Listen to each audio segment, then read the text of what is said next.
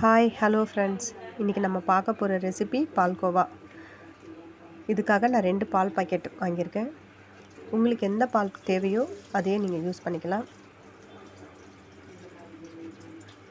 நல்ல அடிகனமான பாத்திரத்தில் இந்த பாலை சேர்த்துக்கோங்க.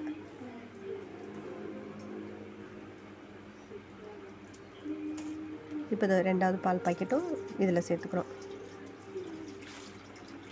இப்போ சேர்த்துட்டு இப்போ நல்லா கிளறி விடணும்.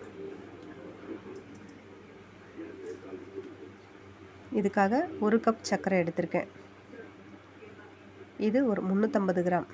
1 லிட்டர் பாலுக்கு 350 கிராம் எடுத்திருக்கோம். ஏன்னு கேட்டால் இந்த பால் சுண்டி வரும்போது கம்மியாயிடும். அப்போது அதுக்கு இந்த சர்க்கரை போதுமான அளவு இருக்கும். இங்கே பாருங்கள், நல்லா பால் கொதிக்குது. நல்லா கிளறி விட்டுகிட்டே இருக்கணும். அடி பிடிக்காத மாதிரி 10 நிமிஷத்துக்கு ஒரு வாட்டி கிளறி விடணும். நல்லா கிளறி விட்டிங்கனாக்கா நல்லா திக்காக பால்கோவா நல்லா திரண்டு வரும். இதில் நம்ம கடையில் வாங்குறதுக்கு பதில் வீட்லேயே செஞ்சு சாப்பிட்டா இன்னும் நல்லாயிருக்கும்.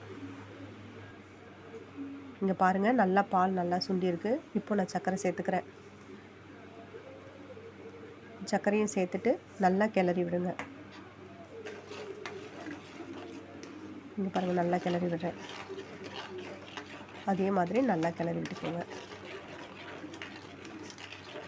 பாலை சிம்மில் வச்சுக்கோங்க. அதிகமாக வச்சிங்கன்னா அடி பிடிச்சிரும். சிம்மிலே வச்சு இதை நல்லா கிளறி விடணும். இப்போ நம்ம சர்க்கரை போட்டதுனால கொஞ்சம் தண்ணியாக தெரிகிற மாதிரி இருக்கும்.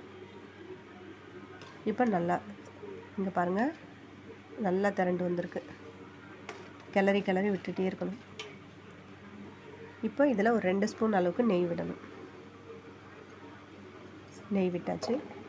இப்போ இன்னும் நல்லா கிளறி விடுங்க. நல்லா திரண்டு வந்திருக்கு பாருங்கள். பால்கோவா ரெடி ஆகிட்டு வருது. ரெடி ஆகிடுச்சுங்க. பால்கோவா ரெடி. நீங்கள் வீட்டில் ட்ரை பண்ணி பாருங்கள். சூப்பராக இருக்கும்.